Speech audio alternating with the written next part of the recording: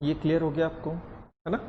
तो जो higher rank का मजिस्ट्रेट है ना, उसके पास सबसे ज्यादा पावर होंगे। जैसे जैसे रैंक कम होती जाती है उसके पास सेंटेंस देने के, सजा सुनाने के पावर क्या होते जाते हैं बेटा, कम होते जाते हैं। क्लियर है। अब नेक्स्ट हेडिंग हमें दिया है sentence of imprisonment in default of fine. बहुत इंपॉर्टेंट प्रोविजन है ये, है ना।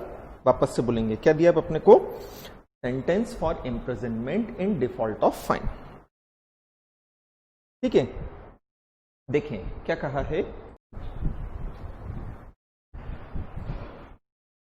तो हेडिंग दिया है sentence of imprisonment in default of fine. पहले हेडिंग का मतलब समझते हैं हम, फिर मैं आपको इसके डिटेल प्रोविजन बताता हूं, है ना। हम सेक्शन पढ़ रहे हैं 30, हम सेक्शन पढ़ रहे हैं 30। 29 में हमने पावर्स ऑफ मजिस्ट्रेट देखे थे। सेक्शन 29 में हमने पावर्स ऑफ मजिस्ट्रेट देखे थे। अब हम पढ़ रहे हैं सेक्शन 30, है ना। सेंटेंस, सेंटेंस मतलब क्या बताया था मैंने, पनिश करना, इम्प्रिजनमेंट देना, सजा सुनाना, है ना। तो सेंटेंस मतलब क्या हो गया, बोले पनिश करना। फिर बोल रहे हैं इन डिफॉल्ट ऑफ फाइन। पहले हेडिंग समझते हैं। जैसे हम एक एग्जांपल लेते हैं, हमने बोला कि जो एग्जीक्यूटिव मजिस्ट्रेट है फर्स्ट क्लास वाला, वो मैक्सिमम इम्प्रिजनमेंट दे सकता है 3 ईयर, है ना। एंड क्या कर सकता है, तो बोले वो 10,000 का फाइन दे सकता है, या वो क्या दे सकता है, बोथ। हम एक एग्जांपल से एक एक हेडिंग में आपको एक एक चीज में आपको इसकी समझाता हूं, है ना। तो हमने बोला, हमने एक एग्जांपल लिया। सबसे पहले हमने लिया एग्जीक्यूटिव मजिस्ट्रेट फर्स्ट क्लास। एक एग्जांपल लेना था इसलिए हमने इसे ले लिया, जरूरी नहीं हम इसे लेते, बट एक एग्जांपल से हमें चीजें समझनी थी इसलिए हमने इसे ले लिया, है ना। अब हमने देखा कि उसके मैक्सिमम पावर क्या है, सेंटेंस सुनाने के, सजा सुनाने के मैक्सिमम पावर्स क्या है। तो हमने देखा अभी 29 में याद किया था हमने कि वो मैक्सिमम 3 साल की सजा दे सकता है, या 10,000 रुपए का फाइन लगा सकता है, या दोनों कर सकता है ना। अब जैसे क्वेश्चन आपको दिया है कि ए है, ए ने क्या की है, चोरी की है, ए ने चोरी की है, एंड उसका केस चल रहा है एग्जीक्यूटिव मजिस्ट्रेट फर्स्ट क्लास के पास। एग्जीक्यूटिव मजिस्ट्रेट फर्स्ट क्लास उसे सेंटेंस देना चाहता है, उसे पनिश करना चाहता है, सजा सुनाना चाहता है। तो एग्जीक्यूटिव मजिस्ट्रेट फर्स्ट क्लास ने उसे 2 साल की सजा दी। ये मैक्सिमम 3 साल है, वो 3 साल से कम दे सकता है। आप समझे मेरी बात, ये मैक्सिमम कितना है, 3 इयर्स है। He can sentence for imprisonment not exceeding 3 years, 3 साल से कम का दे सकता है। उसने उसे 2 साल की सजा दी। एंड क्या बोला, बोले 10,000 का फाइन। क्या वो ऐसा कर सकता है, तो हाँ लिखा ना, वो दोनों, वो इम्प्रिजनमेंट भी दे सकता है, वो फाइन भी लगा सकता है। वो केवल इम्प्रिजनमेंट दे सकता है, वो केवल फाइन लगा सकता है, वो केवल दोनों कर सकता है। समझे आप। अब हमने क्या बोला कि ये एक को तो हम जेल में डाल देंगे 2 साल की सजा के लिए, तो एक को उठाया जाएगा और कहां डाल देंगे, जेल के अंदर डाल देंगे, खेल खत्म हो गया, है ना। लेकिन ये 10,000 का फाइन अगर वो नहीं पे करता है, अगर वो ये 10,000 का फाइन पे नहीं करता है तो क्या होगा, ये 10,000 का फाइन उससे किस तरह से रिकवर किया जाए। क्या उसकी असेट सेल करवा के लिया जाए। अबे चोर है, जरूरी थोड़ी उसके पास असेट्स होगी, नहीं है असेट्स उसके पास, तो क्या करें, कैसे रिकवर करें हम। तो बोले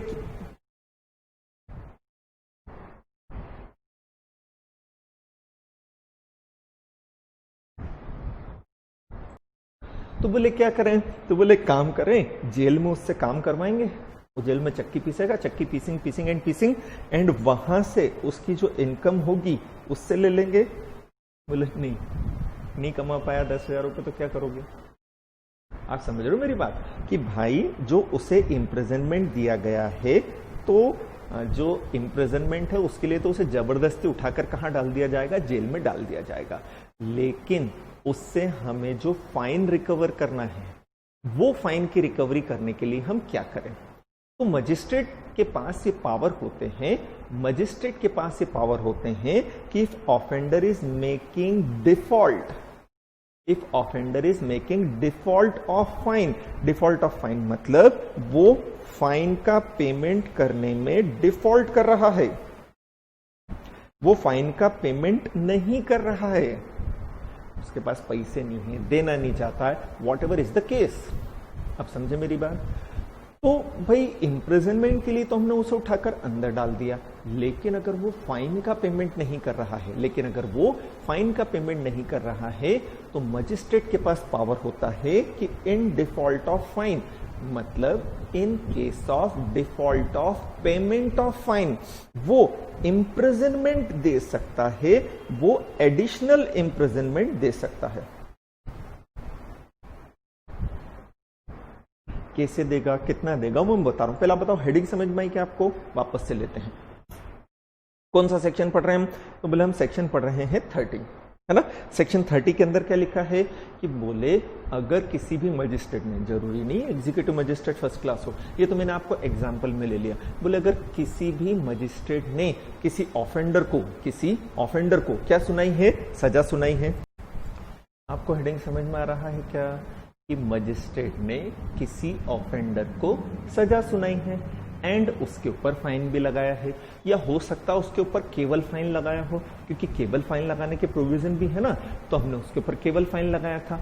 अब हमने उस पर फाइन लगाया एंड अगर वो फाइन का पेमेंट नहीं करता है तो फाइन का पेमेंट न करने के कारण हम उसका इम्प्रिजनमेंट बढ़ा सकते हैं, हम उसकी सजा बढ़ा सकते हैं। कितनी, कैसे, वो दिया है सेक्शन 30 के अंदर। कितनी हम सजा बढ़ा सकते हैं, कैसे बढ़ा सकते हैं, वो कहा दिया हुआ है, बोले सेक्शन 30 के अंदर दिया है। ठीक है, अब हम इसी एग्जाम्पल को कंटिन्यू करते हैं। ए ने क्या की, चोरी की, एग्जीक्यूटिव मजिस्ट्रेट फर्स्ट क्लास है, उसने उसे 2 साल की सजा दी, 10,000 का फाइन लगाया एंड बोला अगर फाइन का पेमेंट नहीं करता है, अगर फाइन का पेमेंट नहीं करता है तो बोले 1 ईयर का और इम्प्रिजनमेंट। अब ये 2 इयर्स का जो इम्प्रिजनमेंट उसे मिल रहा है ये तो मेन इम्प्रिजनमेंट है, जिसे मैंने क्या बोला था, सब्सटेंटिव बोलते हैं। ये क्या कहलाता है, सब्सटेंटिव इम्प्रिजनमेंट। ये जो है ये एडिशनल इम्प्रिजनमेंट है। क्या मतलब, ये 2 साल के लिए तो अंदर जाना पड़ेगा ना, ये 2 साल के लिए तो जेल जाना ही पड़ेगा ना। ऐसा वो कर सकता है क्या कि भाई मेरे से 20,000 50,000 लाख रुपए ले ले और मुझे जेल में भेज? नहीं, ये 2 साल के लिए तो अंदर जाना ही पड़ेगा, है ना। तो ये 2 साल का तो क्या हुआ, मेन इम्प्रिजनमेंट हुआ। सिंपल वर्ड में लीगली से बोलेंगे सब्सटेंटिव इम्प्रिजनमेंट। लीगली से क्या बोलेंगे, सब्सटेंटिव इम्प्रिजनमेंट। तो ये 2 इयर्स का तो सब्सटेंटिव इम्प्रिजनमेंट है, इसके लिए तो उसे अंदर जाना है, इसे तो आप भूल जाओ। एंड उसे बोला था कि 10,000 का फाइन पे करो, नहीं पे किया तो 1 ईयर का क्या रहेगा, एडिशनल इम्प्रिजनमेंट। मतलब 2 + 1 कितने हो सकते हैं, बोले 3 इयर्स के लिए आपको अंदर जाना पड़ सकता है, वो आपकी चॉइस है। 2 साल के लिए तो अंदर जाना है, 10,000 का फाइन पे कर दोगे तो 2 साल बाद बाहर आ जाओगे। 2 साल बाद मतलब 10,000 का फाइन पे नहीं किया तो 2 साल बाद 1 साल के लिए एक्स्ट्रा, 1 साल के लिए एडिशनल इम्प्रिजनमेंट आपको और लेना पड़ेगा। ये चीज आई समझ में? तो अब यहां हमें यह देखना है कि ये जो एडिशनल इम्प्रिजनमेंट मजिस्ट्रेट ने दिया है, ये जो एडिशनल इम्प्रिजनमेंट मजिस्ट्रेट ने दिया है, ये एडिशनल इम्प्रिजनमेंट सही है या नहीं, ये एडिशनल इम्प्रिजनमेंट सेक्शन 30 के प्रोविजन के अकॉर्डिंगली है या नहीं। आप समझ में आ रही मेरी बात? लास्ट टाइम हम मर्ज करते हैं फिर आगे बढ़ते हैं। क्या कि भाई एक मजिस्ट्रेट है, उसने किसी ऑफेंडर को, एक मजिस्ट्रेट ने किसी ऑफेंडर को इम्प्रिजनमेंट दिया है ना, एंड उसके साथ उसके ऊपर क्या लगाया है, तो बोले फाइन भी लगाया है। एंड अब अगर वो ऑफेंडर जो है वो अगर फाइन का पेमेंट नहीं कर रहा है तो मजिस्ट्रेट क्या कर सकता है, तो बोले मजिस्ट्रेट बोल सकता है कि अगर आपने फाइन का पेमेंट नहीं किया, legally it is known as in default of fine. In default of fine means default of payment of fine, he may grant him additional imprisonment. ठीक है। सब्सटेंशियल इम्प्रिजनमेंट क्या था? मेन इम्प्रिजनमेंट एडिशनल, जो इन default of fine हम दे रहे हैं। अब इसके लिए दो प्रोविजंस होते हैं, ठीक है। एडिशनल इम्प्रिजनमेंट कितना दिया जा सकता है, इसके लिए दो प्रोविजन है। एडिशनल इम्प्रिजनमेंट कितना दिया जा सकता है, इसके लिए दो तरह के पॉइंट हैं, ठीक। हम दोनों पॉइंट पढ़ रहे हैं, ठीक। पहले मैं दूसरा वाला बताता हूं आपको, फिर मैं नोट्स भी पढ़वाऊंगा। क्या बोला है कि जो एडिशनल इम्प्रिजनमेंट है, जो एडिशनल इम्प्रिजनमेंट है वो मजिस्ट्रेट के मैक्सिमम पावर जो है उसके 1/4 को एक्सीड न करे, 1/4 से ज्यादा नहीं होना चाहिए। वापस से क्या बोला है कि जो एडिशनल इम्प्रिजनमेंट है ना, जो एडिशनल इम्प्रिजनमेंट है ना, तो मजिस्ट्रेट के जो मैक्सिमम पावर है ना, मजिस्ट्रेट के जो मैक्सिमम पावर है ना सजा सुनाने के, उसका जो 1/4 है ना, उसका जो 1/4 है ना, उस 1/4 से वो ज्यादा नहीं होना चाहिए। ये प्रोविजन है। अब हम इसे सॉल्व करते हैं। तो हमने देखा, सबसे पहले हम देखेंगे मजिस्ट्रेट कौन सा है। तो क्वेश्चन में आया है मजिस्ट्रेट है फर्स्ट क्लास, तो उसके मैक्सिमम पावर कितने हैं? 3 इयर्स। 3 इयर्स को मैं अगर 36 मंथ्स बोलूंगा तो आपको बुरा तो नहीं लगेगा? वो इसलिए क्योंकि हमें क्या निकालना है? 1/4 निकालना है ना। अब हम 3 इयर्स का 1/4 निकालेंगे तो 0.75 आएगा। अच्छा लगेगा क्या? नहीं। बट अगर हम 36 मंथ कर देते हैं, भाई 1 ईयर इज इक्वल टू कितने होते हैं? 12 मंथ्स होते हैं ना, तो फिर 3 इयर्स इज इक्वल टू कितने हो जाएंगे? 36 मंथ। अरे सलमान खान ने सिखाया था ना, साल में 12 महीने होते हैं, 12 महीने में 12 तरीके से, तो 12 मंथ्स हैं, तो ये 36 मंथ हैं। तो हमने 36 का क्या निकाला? 1/4। कितना आया? 9 मंथ्स। कितना आया बेटा? 9 मंथ्स। तो एडिशनल इम्प्रिजनमेंट जो है, एडिशनल इम्प्रिजनमेंट जो है वो 9 मंथ से ज्यादा नहीं होना चाहिए। जो एडिशनल इम्प्रिजनमेंट है वो 9 मंथ से ज्यादा नहीं होना चाहिए, ये प्रोविजंस कहते हैं, है ना। अब यहां पर इसने जो एडिशनल इम्प्रिजनमेंट दिया है वो कितना है? 1 ईयर है। यहां पर जो इसने एडिशनल इम्प्रिजनमेंट दिया है वो कितना दिया है? 1 ईयर। तो क्या ये 1 ईयर का एडिशनल इम्प्रिजनमेंट दे सकता है? नहीं। एज पर सेक्शन 30 जो हम पढ़ रहे हैं, वो additional imprisonment should not exceed 1/4 of the maximum power of the magistrate to pass the sentence. आपको समझ में आई मेरी बात? और एग्जाम्पल करवा रहा हूं मैं। ये पहला पॉइंट था, ठीक। चल, फिर मान लो कि वही ए है, उसे मजिस्ट्रेट ने मान लो 2 साल की सजा दी, है ना। मजिस्ट्रेट ने उसे क्या किया? 2 साल की सजा दी, या 2 ईयर्स 6 मंथ की सजा दी। कितने की सजा दी बेटा? 2 ईयर्स 6 मंथ की। एंड क्या बोला? 10,000 का फाइन। अब मैं ये सेकंड एग्जांपल कर रहा हूं, अभी हमने फर्स्ट एग्जांपल किया था, अब मैं आपको सेकंड एग्जांपल बता रहा हूं। 4-5 एग्जांपल कराऊंगा, क्लियर हो जाएगा। फिर उसने बोला 10 ईयर्स 10 मंथ्स का, एंड अगर 10 मंथ्स 10,000 का फाइन नहीं दिया तो 9 मंथ्स का एडिशनल इम्प्रिजनमेंट, ठीक है। वापस से ए को जो एग्जीक्यूटिव मजिस्ट्रेट फर्स्ट क्लास है, उसने उसे 2 ईयर्स 6 मंथ का इम्प्रिजनमेंट दिया। उसने उसे 2 ईयर्स 6 मंथ का इम्प्रिजनमेंट दिया। क्या बोलूं मैं से? सब्सटेंटिव इम्प्रिजनमेंट बोलूं क्या? हाँ, मैं इसे सब्सटेंटिव इम्प्रिजनमेंट बोलूंगा। फिर कितने का फाइन लगाया? 10,000 का। 10,000 का नहीं दिया तो 9 मंथ, और 9 मंथ को मैं क्या बोलूं? एडिशनल इम्प्रिजनमेंट बोलूं क्या? हाँ बोले, यही बोलना पड़ेगा, लॉ में ऐसा ही है, एडिशनल इम्प्रिजनमेंट है।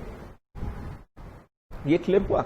अब हमें ये चेक करना है कि 9 मंथ का जो एडिशनल इम्प्रिजनमेंट दिया है ये लॉ के प्रोविजन के अकॉर्डिंगली है या नहीं है। चेक करते हैं, है ना। तो हमने क्या पढ़ा था? जो हमने फर्स्ट पॉइंट देखा था उसमें ये देखा था कि जो एडिशनल इम्प्रिजनमेंट है वो मैक्सिमम पावर जो है उसके 1/4 से ज्यादा नहीं होना चाहिए। यहां हमने देखा था एग्जीक्यूटिव मजिस्ट्रेट के मैक्सिमम पावर कितने थे, 36 मंथ्स के थे। 36 का हमने क्या निकाला था, 1/4 कितना आया, 9 मंथ्स। एडिशनल इंप्रिजनमेंट कितने से ज्यादा नहीं है, 9 मंथ से। तो मतलब पहली कंडीशन पूरी हो रही है। पहली कंडीशन क्या हो रही है, पूरी हो रही है। अभी हमने ये नहीं बोल दिया है कि सब कंडीशन हो गई पूरी, मैंने आपको बोला ना 2 कंडीशन है, 2 में से अभी केवल पहली कंडीशन पूरी हुई है, फर्स्ट कंडीशन। फर्स्ट कंडीशन अगर पूरी होती है तो आप सेकंड पर आओ, अगर फर्स्ट ही पूरी नहीं होती है तो वहीं खेल खत्म कर दो। फर्स्ट कंडीशन पूरी हो गई तो आप सेकंड भी चेक करोगे। जैसे इसके पहले एग्जाम्पल में फर्स्ट वाली कंडीशन ही पूरी नहीं हुई थी तो हम सेकंड पर आए ही नहीं थे, बट अगर फर्स्ट पूरी हो गई तो आप सेकंड पर आ जाओ। सेकंड क्या बोलता है, बोले substantive imprisonment plus additional imprisonment मिलाकर मैक्सिमम पावर को एक्सीड न करें, है ना। तो बोले should not exceed maximum power of magistrate. क्या बोला कि बोले जो सब्सटेंटिव इंप्रिजनमेंट है और एडिशनल इंप्रिजनमेंट है, दोनों मिलाकर मजिस्ट्रेट के सजा सुनाने के मैक्सिमम पावर से ज्यादा नहीं होना चाहिए। वापस से, सब्सटेंटिव इंप्रिजनमेंट जो है एंड एडिशनल इंप्रिजनमेंट जो है वो मजिस्ट्रेट के सजा सुनाने के जो मैक्सिमम पावर है उससे ज्यादा नहीं होना चाहिए। मतलब डायरेक्टली और इनडायरेक्टली, मतलब डायरेक्टली और इनडायरेक्टली मजिस्ट्रेट जो सजा दे रहा है ना, वो उसके टोटल पावर से ज्यादा नहीं होना चाहिए। ठीक है, क्या मतलब, बोले सब्सटेंटिव इंप्रिजनमेंट कितना था, तो बोले यहाँ 2 ईयर 6 मंथ। क्या मैं इसे 2 ईयर्स मतलब कितने हो गए, 24 मंथ्स एंड 6 मंथ्स तो है ही, तो मिलाकर कितना हो गया ये 30 मंथ्स। 2 ईयर 6 मंथ को मैं 30 मंथ्स बोलूं, चलेगा क्या आपको। फिर क्या बोला, एडिशनल, एडिशनल कितना है 9 मंथ्स, टोटल मिलाकर कितना हो रहा है 39 मंथ्स, जबकि उसके मैक्सिमम पावर कितने हैं, केवल 36 मंथ के। क्या वो इनडायरेक्टली 36 मंथ से ज्यादा की सजा सुना रहा है, हाँ। तो ऐसी सिचुएशन में उसने प्रोविजंस का क्या कर दिया है, नॉन कंप्लायंस कर दिया है। ऐसी सिचुएशन में उसने प्रोविजंस का क्या कर दिया, नॉन कंप्लायंस। क्योंकि होगा क्या कि जब आपको बोला है आप मैक्सिमम सजा इतनी सुना सकते हो, तो आपने इनडायरेक्ट तरीके से ज्यादा सजा सुना दी। आपको जब बोला है आप मैक्सिमम सजा इतनी सुना सकते हो, तो आपने इनडायरेक्ट तरीके से ज्यादा सजा सुना दी। आपने ये बोला इतना दे और ये फाइन नहीं पे किया तो इतना, बोले नहीं, आपका सब्सटेंटिव एंड एडिशनल दोनों मिलाकर मैक्सिमम पावर से ज्यादा नहीं होना चाहिए। ये क्लियर हुआ आपको।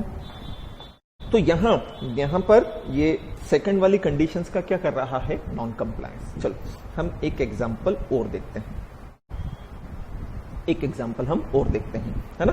क्या बोला कि बोले बी है, उसे एग्जीक्यूटिव मजिस्ट्रेट सेकंड क्लास ने, बी है उसे एग्जीक्यूटिव मजिस्ट्रेट सेकंड क्लास ने कितने महीने की सजा सुनाई, बोले 10 मंथ्स की सजा सुनाई।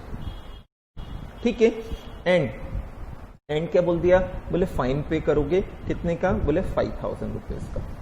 और बोले अगर ये 5000 पे करने में आपने क्या किया, डिफॉल्ट किया है, तो 2 महीने का एडिशनल इंप्रिजनमेंट। ठीक है, ये चीज आई समझ में। अब इस तरह के क्वेश्चन सॉल्व करने के लिए मैं आपको पहले स्टेप्स बताता हूं। सबसे पहले आप चेक करोगे मजिस्ट्रेट कौन सा है। मैं स्टेप्स बता रहा हूं क्वेश्चन सॉल्व करने के लिए। सबसे पहले आप चेक करोगे मजिस्ट्रेट कौन सा है। जैसे इसके पहले वाले क्वेश्चन में एग्जीक्यूटिव मजिस्ट्रेट फर्स्ट क्लास था, इस बार कौन सा लिया मैंने, सेकंड क्लास। तो आपको मैं एक बार स्टेप बता रहा हूं, फिर ये क्वेश्चन सॉल्व करवाता हूं। तो आपको सबसे पहले ये देखना है मजिस्ट्रेट कौन सा है। आपको सबसे पहले ये देखना है मजिस्ट्रेट कौन सा है। तो हमने देखा मजिस्ट्रेट कौन सा है इस बार, सेकंड क्लास। फिर आपको रिकॉल करना पड़ेंगे कि उसके मैक्सिमम पावर कितने हैं। वो क्वेश्चन में नहीं दिया होगा, क्वेश्चन में आपको मजिस्ट्रेट का नाम दिया होगा कि मजिस्ट्रेट ये है, फिर आपको खुद रिकॉल करना पड़ेगा कि उसके मैक्सिमम पावर कितने हैं। तो हमने पढ़ा था एग्जीक्यूटिव मजिस्ट्रेट सेकंड क्लास के मैक्सिमम पावर कितने होते हैं, तो बोले 1 ईयर होता है। 1 ईयर को हम 12 मंथ्स बोल ही सकते हैं, पक्का।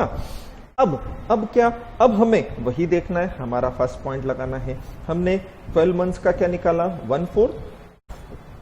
हमारा फर्स्ट पॉइंट क्या था कि जो मजिस्ट्रेट के मैक्सिमम पावर हैं, हमारा पॉइंट था ना, क्या था कि मजिस्ट्रेट के जो मैक्सिमम पावर हैं, मैक्सिमम पावर के 1/4 से ज्यादा नहीं होना चाहिए। तो हमने मैक्सिमम पावर देखे 12 मंथ्स, उसका निकाला 1/4, कितना आया 3 मंथ्स। कितना आया बेटा 3 मंथ्स। अब हमने क्वेश्चन में देखा कि एडिशनल इंप्रिजनमेंट दिया कितना है ना, तो एडिशनल इंप्रिजनमेंट दिया है 2 मंथ्स का, तो हमारी फर्स्ट वाली कंडीशन पूरी हो रही है। उसने एडिशनल इंप्रिजनमेंट दिया है 2 मंथ्स का, मतलब हमारी फर्स्ट वाली कंडीशन पूरी हो रही है। तो आप सेकंड पर आ जाओ। सेकंड वाला क्या बोलता है, बोले substantive imprisonment plus additional imprisonment मिलाकर मैक्सिमम पावर को एक्सीड न करें। ठीक है, सब्सटेंटिव इंप्रिजनमेंट कितना, तो उसने बोला 10 मंथ्स, तो हमने 10 मंथ्स लिया। प्लस एडिशनल इंप्रिजनमेंट कितना, तो उसने बोला 2 मंथ्स, हमने 2 मंथ्स लिया। टोटल मिलाकर कितना हो गया 12, एंड इसके मैक्सिमम पावर भी कितने हैं 12।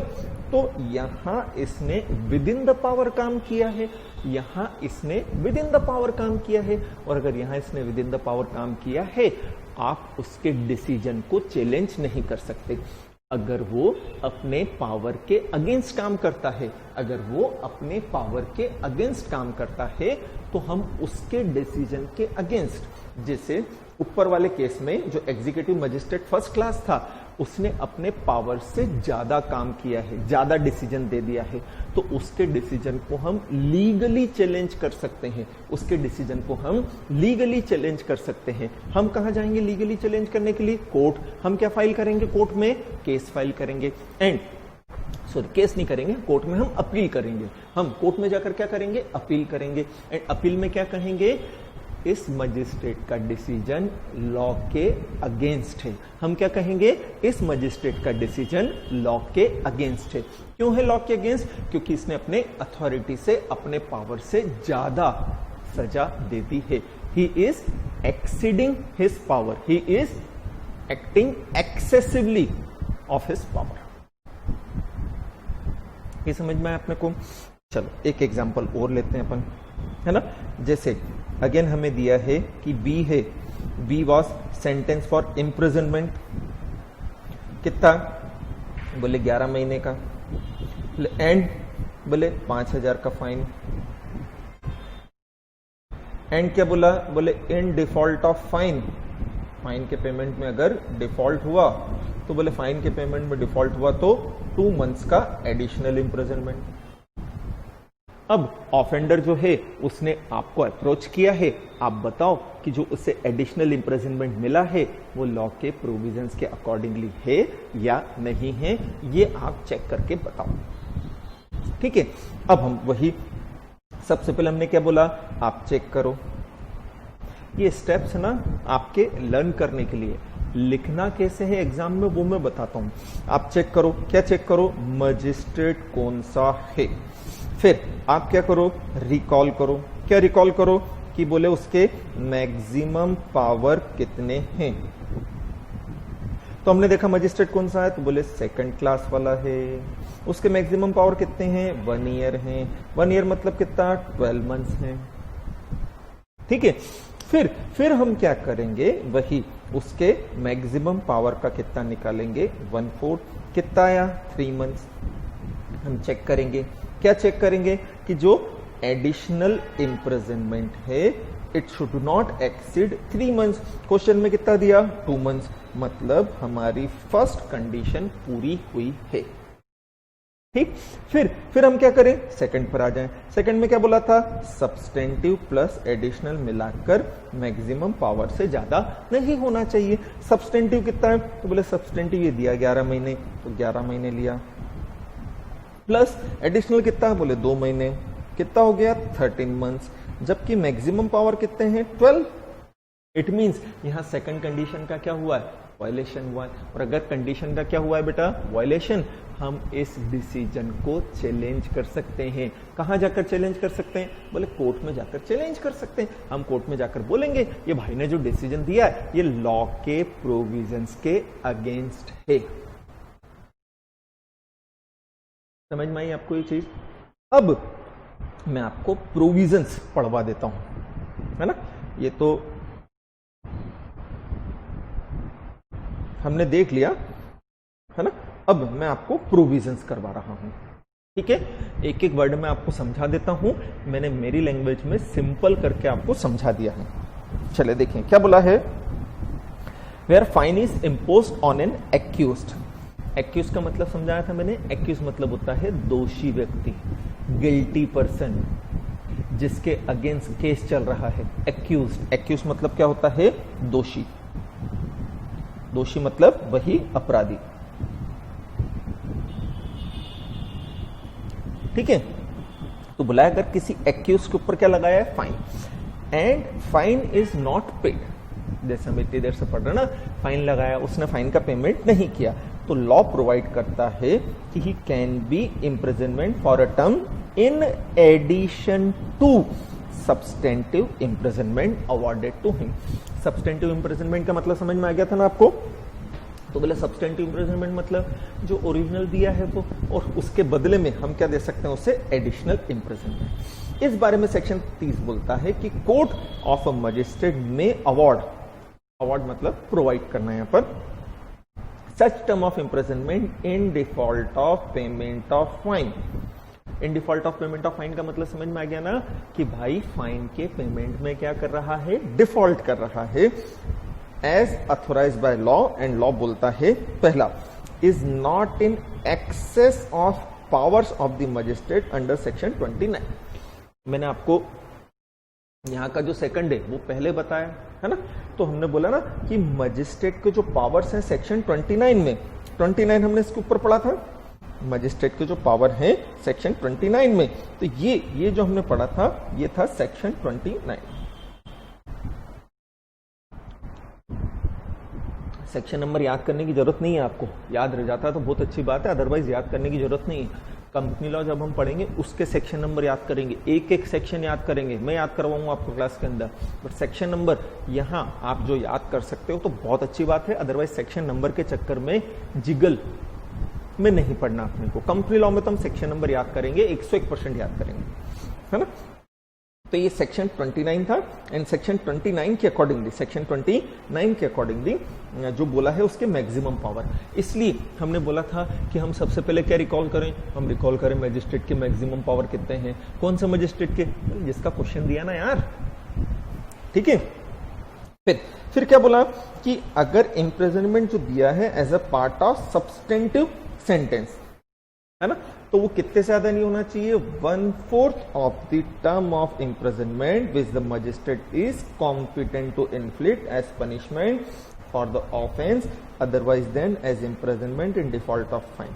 मतलब कि जितनी सजा मजिस्ट्रेट दे सकता है, जितनी सजा कौन दे सकता है, मजिस्ट्रेट दे सकता है, उसके 1/4 से वो ज्यादा नहीं होना चाहिए। आपको समझ में आया, सेक्शन 30 समझ में आया। चलो अब मैं इसका एक प्रैक्टिकल क्वेश्चन की एग्जाम में कैसा आता है वो आपको मैं बताता हूं। अब अगर आपके पास मेरे नोट्स हैं, आप नोट्स में से पढ़ रहे हैं, तो पेज नंबर 10 जो है वहां से प्रैक्टिकल क्वेश्चंस स्टार्ट हो रहे हैं। जैसा कि एग्जाम में प्रैक्टिकल क्वेश्चन आ सकते हैं, पुरानी एग्जाम्स के अंदर आए हैं, वो प्रैक्टिकल क्वेश्चन हैं। उसका क्वेश्चन नंबर 3 आप देखोगे तो वो सेक्शन 30 से ही रिलेटेड है। क्वेश्चन नंबर 3 जो है वो सेक्शन 30 से ही रिलेटेड है। हम देखते हैं, मैं आपको केवल लैंग्वेज पढ़वा रहा हूं एंड आंसर कैसे लिखना है वो अपन देख रहे हैं। तो क्या बोला कि judicial magistrate of first class, पढ़ते समय हमारे हाथ में पेन होना चाहिए, हम वही कीवर्ड्स को, इंपॉर्टेंट वर्ड को टिक कर सकें, क्योंकि यहां सारा खेल किसका है, मजिस्ट्रेट कौन सा है इस बात का। तो हमने पढ़ना चालू करा, उसने लिख दिया first class, convicts and accuse of the offence of theft, चोरी की है, चोरी के केस में सजा दी। फिर offence is punishable with imprisonment which may extend to 3 years, इन्होंने पावर भी दे दी आपको, चलो बहुत अच्छी बातें दे दी है। तो magistrate sentences the accused to rigorous imprisonment. Imprisonment जो होता है वो दो तरह का होता है। इम्प्रिजनमेंट जो होता है ना वो दो तरह का होता है। एक होता है सिंपल इम्प्रिजनमेंट, एक होता है रिगरस इम्प्रिजनमेंट। इम्प्रिजनमेंट जो है ना वो कितने तरह का होता है, बोले दो तरह का होता है। एक तो क्या होता है, सिंपल इम्प्रिजनमेंट होता है, एक होता है रिगोरस इम्प्रिजनमेंट। रिगोरस इम्प्रिजनमेंट मतलब क्या होता है, सश्रम कारावास। मतलब जेल के अंदर बैठकर आप आराम नहीं करोगे, आपसे बहुत मेहनत वाला काम करवाया जाएगा अगर आपको रिगोरस इम्प्रिजनमेंट दिया है तो, है ना। ये आगे आएगा, बट बीच में हमने एग्जाम का एक क्वेश्चन ले लिया इसलिए हम यहां पहुंच गए, अदरवाइज ये आगे आएगा कि भाई इम्प्रिजनमेंट दो तरह के होते हैं। एक होता है सिंपल इम्प्रिजनमेंट। सिंपल इम्प्रिजनमेंट में जेल जाता है ऑफेंडर एंड उससे बहुत ज्यादा मेहनत का काम नहीं करवाते हैं, छोटा मोटा काम, सिंपल काम, टोकरी बनाना, लकड़ी वकड़ी, फर्नीचर वगैरह बना लेना, हैंडलूम, हैंडीक्राफ्ट, ये सिंपल काम करवाते हैं। बट जहां रिगरस इम्प्रिजनमेंट दिया जाता है, जहां पर रिगरस इम्प्रिजनमेंट दिया जाता है वहां ऑफेंडर से बहुत मेहनत का काम करवाते हैं, जैसे पत्थर तोड़वाना, वो पहाड़ों पे ले जाते हैं, पहाड़ की कटाई करवाते हैं, बहुत मेहनत वाला काम करवाया जाता है। ये आपके नॉलेज के लिए बताया, अदरवाइज इसका यहाँ ऐसा कुछ अलग से मायने नहीं है। तो इम्प्रिजनमेंट बेटा दो तरह के हुए, एक होता है सिंपल इम्प्रिजनमेंट। सिंपल इम्प्रिजनमेंट में जेल के अंदर जाओ, हल्के फुल्के काम करवाए जाते हैं। दूसरा होता है रिगोरस इम्प्रिजनमेंट, उसमें बहुत मेहनत का काम, सश्रम कारावास बोलते हैं। सश्रम मतलब मेहनत करवाओ, इससे चक्की पिसवाओ, आटा पिसवाओ, मेहनत का काम करवाओ इससे। तो 2 इयर्स का दिया एंड 1000 का फाइन लगाया और बोला in default of fine accused is order to undergo further rigorous imprisonment of 1 year. Now accused wants to challenge the validity of sentence in appeal। कि जो एक्यूज पर्सन है, एक्यूज पर्सन मतलब जो दोषी व्यक्ति है, वो क्या करना चाहता है, वो इस डिसीजन को चैलेंज करना चाहता है, इस डिसीजन के अगेंस्ट क्या करना चाहता है, अपील। अपील समझते हो आप? अपील का मतलब होता है छोटी अथॉरिटी ने जो डिसीजन दिया है, अगर उस डिसीजन से आप सेटिस्फाइड नहीं हो तो बड़ी अथॉरिटी के पास जाकर हम क्या कर सकते हैं, अपील। जैसे हमने पढ़ा था, सबसे नीचे मजिस्ट्रेट, एग्जीक्यूटिव मजिस्ट्रेट होता है, फिर उसके ऊपर चीफ जुडिशियल मजिस्ट्रेट, फिर court of session, court of session के ऊपर हाई कोर्ट, हाई कोर्ट के ऊपर सुप्रीम कोर्ट। अब मान लो चीफ जुडिशियल मजिस्ट्रेट ने कोई डिसीजन दिया है, इसने डिसीजन दिया या एग्जीक्यूटिव मजिस्ट्रेट ने डिसीजन दिया है, उसके डिसीजन से अगर कोई पर्सन सेटिस्फाइड नहीं है तो चीफ जुडिशियल मजिस्ट्रेट से ऊपर कौन हुआ, कोर्ट ऑफ सेशन। तो कोर्ट ऑफ सेशन के पास जाकर हम क्या कर सकते हैं, अपील। या कोर्ट ऑफ सेशन ने कोई डिसीजन दिया है जिससे आप सेटिस्फाइड नहीं हो तो कोर्ट ऑफ सेशन के ऊपर कौन हुआ, हाई कोर्ट, हम हाई कोर्ट के पास जाकर अपील कर सकते हैं। या हाई कोर्ट ने कोई डिसीजन दिया है जिससे कोई पर्सन सेटिस्फाइड नहीं है तो हाई कोर्ट के ऊपर कौन हुआ, सुप्रीम कोर्ट, हम सुप्रीम कोर्ट में जाकर अपील कर सकते हैं। तो अपील मतलब क्या, कि if anyone is not satisfied with the decision delivered by lower court, if any person is not satisfied with the decision delivered by lower court, then he may approach to the higher court for reconsidering the decision. Technically it is known as appeal। तो ये word बार बार आएगा, है ना, इसलिए meaning हमें इसका ध्यान रखना है कि बोले अपील मतलब क्या, बोले अगर जो लोअर कोर्ट है उसके डिसीजन से हम सेटिस्फाइड नहीं है तो उससे बड़ी कोर्ट के पास जाकर हम अपील करते हैं। कितने टाइम में, क्या, वो सब प्रोविजंस के अंदर हम देखते हैं। क्वेश्चन समझ में आया? चलिए ब्रीफ करते हैं। क्या बोला, बोले फर्स्ट क्लास का मजिस्ट्रेट है, चोरी की केस में ऑफेंस सुनाया है, मैक्सिमम 3 साल की सजा हो सकती है, उसने 2 साल की दी है, 1000 का फाइन लगाया है, वो बोला फाइन नहीं दिया तो 1 साल की सजा और, है ना। तो करना हमें वही है क्या, कि भाई ये 3 इयर्स थे तो 3 इयर्स का क्या निकालेंगे, 1/4 निकालेंगे। कितना आया, बोले 9 मंथ्स आया, है ना। तो 9 मंथ से ज्यादा नहीं होना चाहिए, इसने कितना कर दिया, 1 ईयर, तो बोले 1 ईयर तो एक्सीड कर रहा है, तो ये प्रोविजंस या ये जो डिसीजन है ये लॉ के प्रोविजंस के क्या है, अगेंस्ट। लिखना कैसे है वो देखेंगे। प्रैक्टिकल क्वेश्चंस का आंसर कैसे लिखना है वो देखें। हालांकि मैंने प्रैक्टिकल क्वेश्चंस भी दिए हैं, आपको उनके आंसर भी दिए हैं, बट मेरे आंसर हिंट वाले ज्यादा हैं। पढ़ाते समय मैं आपको बताऊंगा आंसर किस तरह से लिखना है, उसी तरह से लिखना। प्रैक्टिकल क्वेश्चन का आंसर लिखते समय आपको 3 पार्ट में आंसर डिवाइड करना चाहिए। ये प्रैक्टिकल क्वेश्चन है। प्रैक्टिकल क्वेश्चन इस तरह से आते हैं, जो मैंने आपको फर्स्ट डे कहा था ना कि प्रैक्टिकल क्वेश्चन आते हैं, तो प्रैक्टिकल क्वेश्चन इसी तरह से आते हैं। एंड प्रैक्टिकल क्वेश्चन का आंसर देते समय 3 पार्ट में आपका आंसर रहेगा। प्रैक्टिकल क्वेश्चन का आंसर लिखते समय सबसे पहले हमें क्या करना रहता है, रिलेवेंट प्रोविजंस लिखना होते हैं। सबसे पहले हमें क्या करना होता है, बोले रिलेवेंट प्रोविजंस लिखना होते हैं। जैसे इस मैटर पर सीआरपीसी का कौन सा सेक्शन लग रहा है, सेक्शन 30, तो वो सेक्शन 30 जो है वो आपको लिखना है। ठीक है, प्रैक्टिकल क्वेश्चन का आंसर कैसे देते हैं वो समझा रहा हूं। तो प्रैक्टिकल क्वेश्चन का आंसर देते समय हमें सबसे पहले ये देखना है कि कौन सा प्रोविजन लग रहा है, वो प्रोविजन आप रिप्रोड्यूस करेंगे।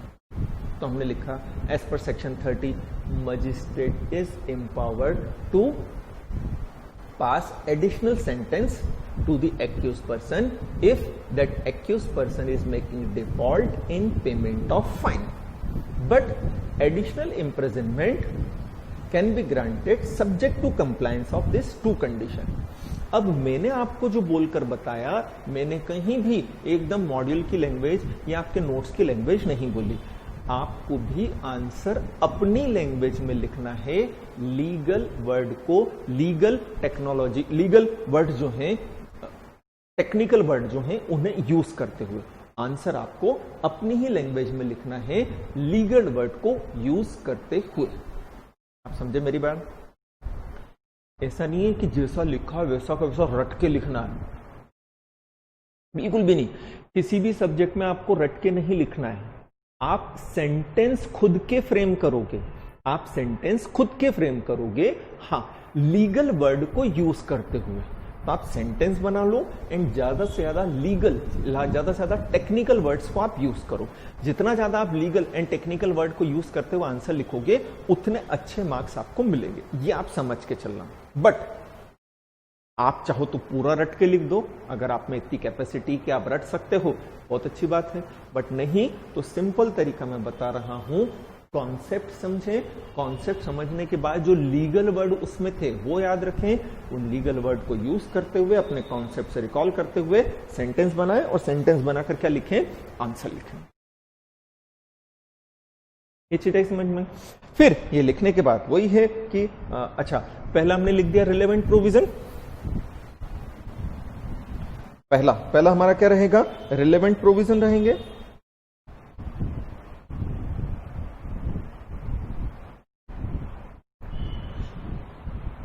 अच्छा, ऐसे हेडिंग नहीं डालेंगे हम रिलेवेंट प्रोविजन, हम सीधे सेक्शन 30 लिखना चालू कर देंगे। क्या लिखेंगे, as per section 30 of CrPC, पूरा ही लिखना, क्रिमिनल प्रोसीजर कोड। ठीक है, ये प्रोविजन है। फिर आएंगे हम फैक्ट्स ऑफ द केस पर।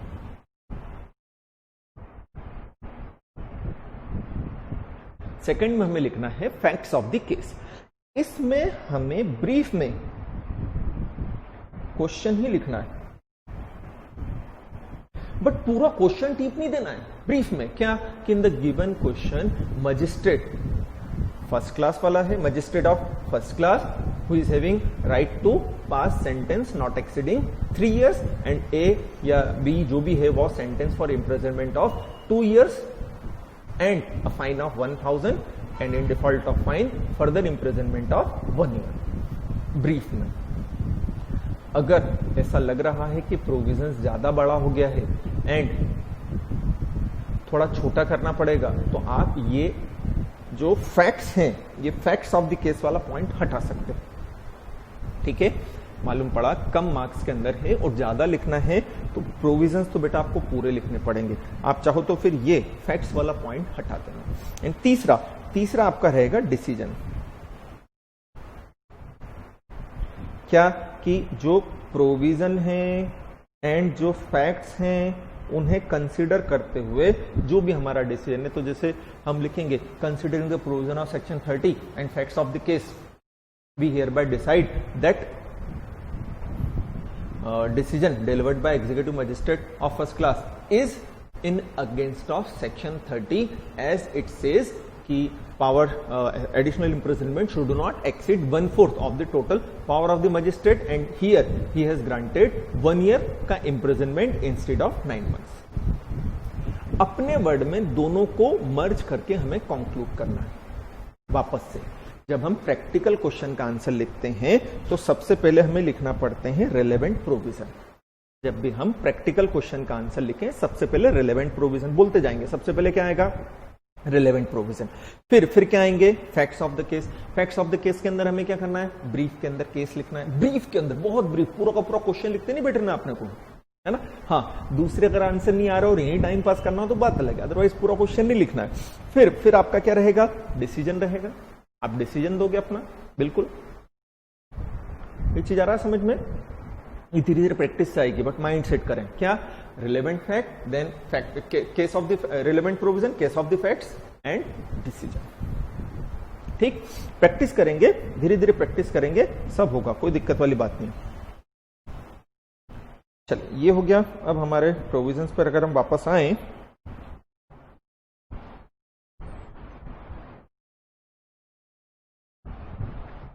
तो ये हमारा प्रोविजन कंप्लीट हो गया। क्लियर हुआ? ये कर लेंगे इसे।